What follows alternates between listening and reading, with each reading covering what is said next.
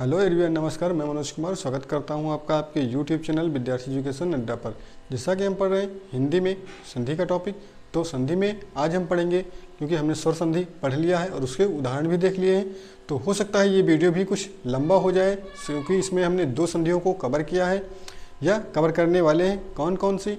एक हमारी होगी व्यंजन संधि और एक हमारी होगी विसर्ग संधि। इस दो संधियों की वजह से ये काफ़ी लंबा हो सकता है वीडियो, तो उम्मीद करता हूँ आप अंत तक बने रहेंगे। ठीक है, तो आइए चालू करते हैं बिना किसी देरी के।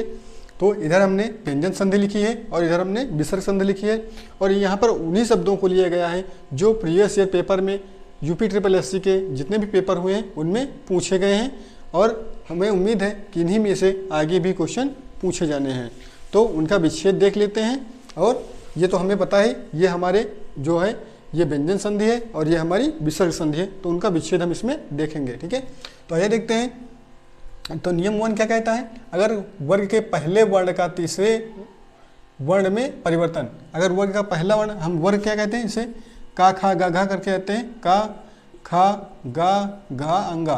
तो इस प्रकार जैसे ये हमारा वर्ग है तो ये का गा में परिवर्तन होगा, फिर चा का जा में परिवर्तन होगा, उसी तरह करके टा का जो होगा वो डा में परिवर्तन होगा। उसी तरह हम देखते हैं इसमें किस प्रकार से परिवर्तन होता है पहले वर्ग का तीसरे वर्ण में। ठीक है, तो जैसे यहाँ पर दिगंत लिखा है, अगर इसका विच्छेद करेंगे तो क्या होगा? तो इसका विच्छेद होगा हमारा दिक प्लस अंत। क्यों? क्योंकि जो जुग्गा है इसका पहला वर्ग क्या होगा? का होगा, का गा में परिवर्तन हो गया और ये मात्रा होगी और ता लग गया। ठीक है, उसके बाद देखते हैं दिग्गज जैसे लिखा है तो इसका विच्छेद क्या होगा? दिक प्लस गज। इसका विच्छेद होगा दिक प्लस गज बराबर दिग्गज होता है। ठीक है, क्योंकि का परिवर्तन गा में हो गया है और ये गज पूरा पीछे लिखा है। फिर वागीस का, क्योंकि यहाँ गा है तो इसके पहले का आएगा, जिससे वागीस का होगा वाक प्लस ईस। वाक प्लस ईस बराबर वागीस। क्यों? क्योंकि का परिवर्तन गा में हो गया है, अर्थात का पहला वर्ग है और गा हमारा तीसरा वर्ग है, इसलिए का परिवर्तन गा में हो गया है। दिग्विजय, तो दिग्विजय लिखा है तो इसका क्या होगा? इसका होगा दिक प्लस विजय। तो इसका क्या हो जाएगा? इसका हो जाएगा दिक प्लस विजय। ठीक है, क्योंकि का परिवर्तन गा में हो गया है। फिर जैसे दिग्दर्शन, अब आगे आप बता सकते हैं दिग्दर्शन का क्या विच्छेद होगा? तो दिक प्लस दर्शन होगा। फिर जैसे दिगंबर लिखा है तो इसका क्या होगा? दिक प्लस अंबर हो जाएगा इसका विच्छेद। फिर जगदम्बा लिखा है तो जगदम्बा लिखा है अर्थात इसका विच्छेद क्या होगा?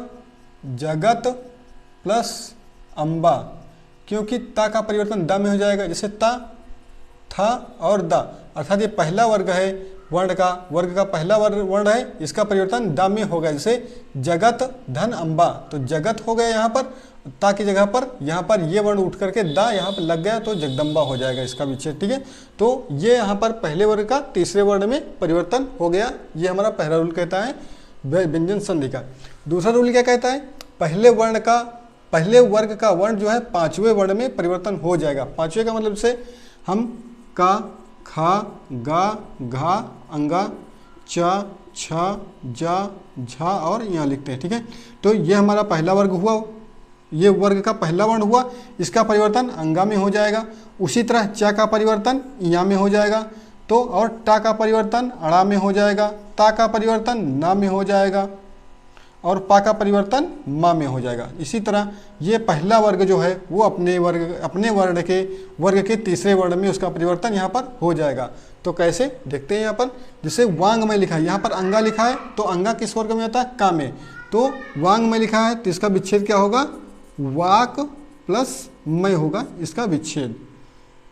उसके बाद देखते हैं उन्मत्त लिखा तो यहाँ ना है, ना किस वर्ग में आता है? ता में। तो इसका विच्छेद क्या हो जाएगा?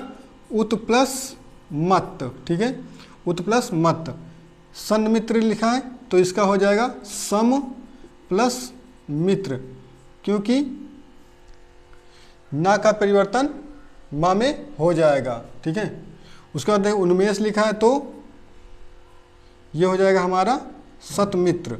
तो ये उन्मेष लिखा है तो इसका विच्छेद क्या हो जाएगा? उत प्लस मेष। तन्मय लिखा है तो तत् प्लस मय, इसका विच्छेद तत् प्लस मय हो जाएगा। जगन्नाथ लिखा है तो जगत धन नाथ, क्योंकि ता का परिवर्तन जो है ना में हो जाएगा, यहाँ फिर ता का परिवर्तन ना में हो गया, यहाँ ता का परिवर्तन ना में हो गया, यहाँ ता का परिवर्तन ना में हो गया, ठीक है। तो इसी तरह ता का परिवर्तन पहले वर्ग का परिवर्तन अंतिम वर्ण में हो जाएगा।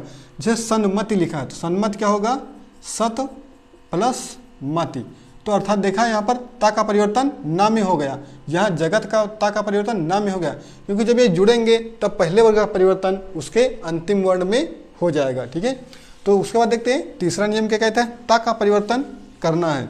तो ता का परिवर्तन जब होता है तो ता का परिवर्तन कब होगा, जब ता का परिवर्तन चा छा जा झा ऐसे कुछ शब्द होंगे, उसमें से उनका या तो डबल हो जाएगा या उनमें से कुछ शब्द कुछ अक्षर जुड़ जाएगा। जैसे उल्लास, इसका हम अगर परिवर्तन करेंगे, उल्लास इसको तोड़ेंगे तो क्या हो जाएगा, उत धन लास, ये हो जाएगा उल्लास, क्योंकि ता का परिवर्तन ला में यहाँ पर हो गया है, ठीक है। सज्जन जैसे लिखा है तो हो जाएगा सत प्लस जन, सत जन बराबर सज्जन होता है, ठीक है। उसी तरह बृहत टीका, ये हो जाएगा हमारा बृहत प्लस टीका, बृहत टीका बराबर बृहत टीका, ठीक है। फिर उत प्लस छिन्न, इसका विच्छेद उच्छिन्न का क्या होगा, उत प्लस छिन्न। उसके बाद देखते हैं उल्लेख, उल्लेख क्या हो गएगा, उत प्लस लेख। उसके बाद देखते हैं उड्डयन का उत प्लस डयन हो जाएगा, उत प्लस डयन। उसके बाद तल्लीन का क्या हो जाएगा, तत् प्लस लीन। फिर उच्चारण का क्या हो जाएगा, उत प्लस चारण, क्या हो जाएगा, उत प्लस चारण। ये हमारा उच्चारण का विच्छेद हो जाएगा। तो जितने भी शब्द लिखे हैं उसके हिसाब से हमने विच्छेद कर दिया है, और यही पूछा जाता है क्वेश्चन पेपर में कि अगर कोई शब्द दे दिया गया है उसका विच्छेद क्या होगा, ठीक है, या कोई विच्छेद दिया गया है उसका शब्द क्या बनेगा जोड़ करके, ठीक है। तो उसी तरह देखते हैं माँ का अनुस्वार हो जाना, अर्थात माँ जो है उसका पंचमाक्षर हो जाना, या अनुस्वार में अन की बिंदी में परिवर्तन कब होता है। तो यहाँ पर देखेंगे माँ का परिवर्तन हो जाएगा अन की बिंदी में, कैसे, जैसे यहाँ पर अहंकार लिखा है, इसका अगर हम विच्छेद करेंगे तो ये क्या आएगा, अहंकार का विच्छेद हो जाएगा अहम धन कार। तो माँ का परिवर्तन किस में हो गया, अनुस्वार में हो गया, अर्थात अन की बिंदी में हो गया, इसलिए यहाँ पर अहंकार हो गया। जैसे संगत लिखा है, इसका क्या हो जाएगा, सम धन गत। तो माँ का परिवर्तन किस में हो गया, अनुस्वार में हो गया यहाँ पर, ठीक है, माँ का परिवर्तन किस में हो गया, अनुस्वार में हो गया। फिर देखते हैं संजय, संजय क्या हो जाएगा, समधन जय हो जाएगा, क्योंकि माँ का परिवर्तन जो है यहाँ पर अनुस्वार में हो गया। संबंध, सम धन बंध हो जाएगा इसका। उसके बाद संतोष, सम धन तोष हो जाएगा। संपूर्ण, संपूर्ण का क्या हो जाएगा, सम प्लस पूर्ण हो जाएगा। संगम तो समधन गम हो जाएगा इसका, ठीक है, इसका क्या हो जाएगा, समधन गम हो जाएगा। संचय है तो समधन चय हो जाएगा। फिर परंतु, परम धन तु, ये अलग हो जाएगा। संकल्प है, संकल्प क्या लिखा जाएगा, संकल्प का लिखा जाएगा समधन कल्प, ठीक है, क्या लिखा जाएगा, तो सम धन कल्प। तो ये इतना परिवर्तन, ये जो है व्यंजन संधि में इतना ही परिवर्तन होता है, ठीक है। तो जितना परिवर्तन होता है यहाँ पर 4 नियम हमने लिखाए हैं, इन्हीं में से आपका आएगा, इससे बाहर क्वेश्चन नहीं आने की हमें उम्मीद है, ठीक है, कि इससे क्वेश्चन बाहर नहीं आएगा। तो आप इतना ये सारे शब्द देख लीजिएगा, और इसका जो विच्छेद है वो भी आप लोग देख लीजिएगा, इसका विच्छेद क्या होता है, ठीक है। उसके बाद देखते हैं, ये हमने विसर्ग, ये बता दिया व्यंजन संधि का। फिर हम देखते हैं विसर्ग संधि में कैसे होता है और उसका विच्छेद क्या होगा, ठीक है। हाँ, वीडियो थोड़ा लंबा हो सकता है क्योंकि इसमें 2 टॉपिक लिए हैं हमने, कौन से, व्यंजन संधि और विसर्ग संधि, ठीक है, इसलिए वीडियो थोड़ा लंबा हो सकता है। और हाँ, इससे बाहर आपसे नहीं पूछा जाएगा, क्योंकि जितना भी पूछा गया है उतना हमने यहाँ पर ले लिया है, लगभग सारे क्वेश्चन यहाँ पर आ गए हैं। विसर्ग संधि क्या कहता है, विसर्ग के बाद स्वर अथवा व्यंजन के आने से विसर्ग में होने वाला परिवर्तन, अर्थात कोई विसर्ग लगा है उसके बाद जो भी व्यंजन या स्वर आएगा उसके बाद विसर्ग में जो परिवर्तन होगा उसे ही विसर्ग संधि कहते हैं, ठीक है। देखते हैं, जैसे यहाँ पर लिखा है निश्चल, निश्चल का विच्छेद क्या हो जाएगा, निश्चल का विच्छेद हो जाएगा निह धन चल बराबर निश्चल होता। निश्चय का विच्छेद क्या होगा, निह धन चय निश्चय हो जाएगा। निस्तार का निधन तार, निधन तार बराबर निस्तार हो जाएगा। निष्ठुर का हो जाएगा निधन ठुर बराबर निष्ठुर। ठीक है, तो ऐसे इसका विच्छेद, जैसे नमस्ते लिखा है तो नमस्ते का विच्छेद क्या हो जाएगा, नमः धन ते, नमः धन ते बराबर नमस्ते हो जाएगा, क्योंकि विसर्ग का परिवर्तन आधे स में हो रहा है यहाँ पर। जैसे देखते हैं, निधन चल आधा सा आ गया, निधन चय आधा सा आ गया, निधन तार आधा सा आ गया, निधन ठुर आधा सा आ गया, इसमें नमः धन ते नमस्ते आधा सा आ गया। ठीक है, उसी तरह धनुष टंकार ये लिखा है तो ये हो जाएगा धनु धन टंकार। उसके यहाँ निस्तेज लिखा है तो निधन तेज। यहाँ दुशासन लिखा है तो ये हो जाएगा दुधन शासन। उसके बाद लिखा है निसंकोच तो ये ऐसे ही निधन संकोच लिखा जाएगा। ठीक है, तो ये ऐसे ही शब्द लिखा जाएगा और इसी तरह पूछा जाता है कि इनका विच्छेद क्या होगा। उसी प्रकार देखते हैं, जैसे जहाँ निस्संतान लिखा है, निस्संतान का मतलब निधन संतान। उसके बाद दूसरा क्या है, निष्कपट तो निधन कपट। उसके बाद निष्पाप तो निधन पाप। फिर दुष्कर लिखा है तो दुधन कर हो जाएगा, उसका क्या हो जाएगा, दुधन कर। उसके बाद निष्कलंक निधन कलंक हो जाएगा, इसका निधन कलंक हो जाएगा। ठीक है, उसके बाद निष्फल निधन फल हो जाएगा। निर्मल तो निधन मल हो जाएगा, इसका निर्भय तो निधन भय हो जाएगा और निर्जन तो निधन जन हो जाएगा इसका। ठीक है, तो ये इतना हमारी दूसरी लाइन की हो गया, इसका विच्छेद हो गया, इसका विच्छेद ही पूछा जाता है ज़्यादातर। फिर यहाँ देखते हैं दुर्गुण लिखा है तो ये दुर्गुण लिखा है तो इसका क्या विच्छेद हो जाएगा, दुह प्लस गुण। निराहार का निधन आहार। उसके बाद निर्यात का निधन यात। पुनर्जन्म का पुनः धन जन्म। उसके बाद देखें मनोयोग का क्या हो जाएगा, मनः धन योग,